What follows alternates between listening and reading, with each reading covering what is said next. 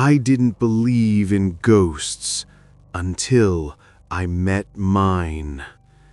It started the night I moved into my new home, a small wooden cabin deep in the woods, 2 hours outside the city. The real estate agent said it had been empty for over 15 years. The owner had vanished. No one knew why. The price was suspiciously low, but I didn't care. I wanted peace. I wanted to forget. I told myself I was starting over, but the truth was I was running from something I didn't want to remember. The first thing I noticed when I arrived was the silence. Not peaceful silence, unnatural silence, the kind that hums in your ears. I walked around the cabin with my suitcase. The door creaked when I opened it, like it hadn't been touched in years. Inside, everything smelled of dust and old wood. There were only 3 rooms, a kitchen, a small living area, and a bedroom. Simple, isolated, perfect for forgetting. That night, I sat by the small fireplace with a can of soup.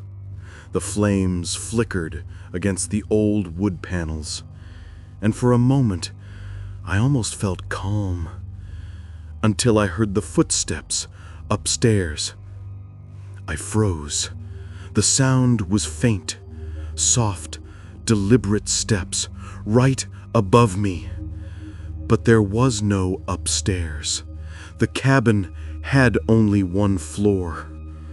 I waited, holding my breath. After a moment, the noise stopped. I told myself it was an animal, or the wind, or the wood settling. Anything but what it sounded like. In the morning, I found a note on my kitchen table. My name was written at the top. "Don't look up." I laughed nervously, thinking it was a prank. But then I saw the handwriting. It was mine. Same slant, same loops, same break in the letter A. I stared at it before crumpling it up and throwing it in the trash. But that night, I couldn't stop hearing footsteps again. 3 days later, I caught my reflection moving on its own. I'd just finished washing my face. I looked up, and my reflection was still bent over the sink. For a heartbeat, it stayed that way.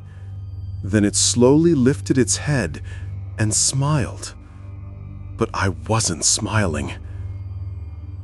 I stumbled backward, heart pounding. When I blinked, the mirror was normal again. I told myself I was tired, hallucinating. Maybe isolation was getting to me.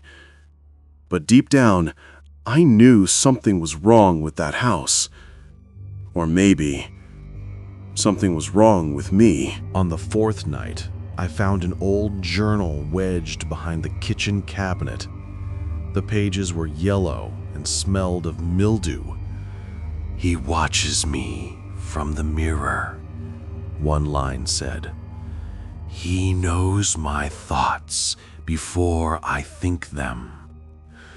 The cabin feeds on guilt."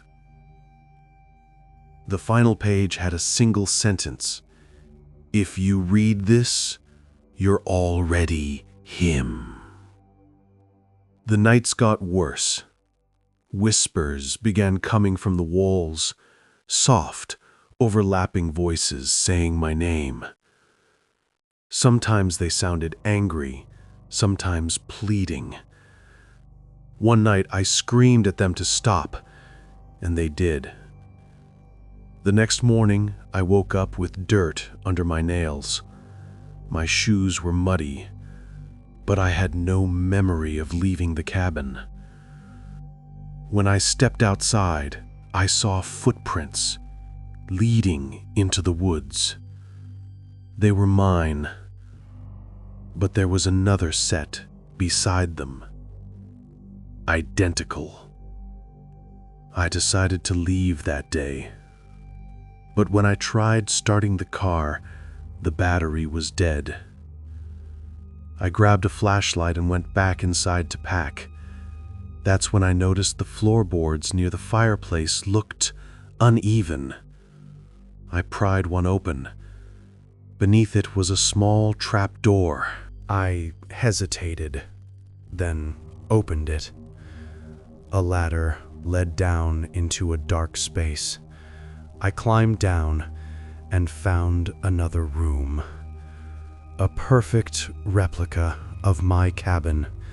Same furniture, same pictures, even the same half-empty soup can on the table. Except everything was covered in dust. And on the table, there was a photo of me sleeping upstairs. I stumbled back, dropping the flashlight. Someone had been living down there, watching me. But how did they take that photo? I grabbed the picture, and that's when I saw the reflection in the glass. Someone standing behind me. I turned. No one. But in the dust on the wall, someone had written, "You never left." I stopped eating. I stopped sleeping. I started hearing the other me, his voice in my head, whispering things I'd buried. "You don't deserve peace," he said. "You did this." Then I remembered. The accident, the blood, my wife's face. I'd driven drunk that night. She never made it. I bought the cabin a month later because I couldn't live with myself. But I never made it here. The police said I died in that crash too. The cabin wasn't a home. It was a mirror, a place for souls that couldn't face what they'd done. I looked at my reflection one last time. He was smiling again. "It's your turn to forget," he whispered. And then he stepped out of the mirror. The world collapsed around me. The air thickened. The walls closed in. Everything went black. When I opened my eyes, I was standing outside the cabin again, suitcase in hand.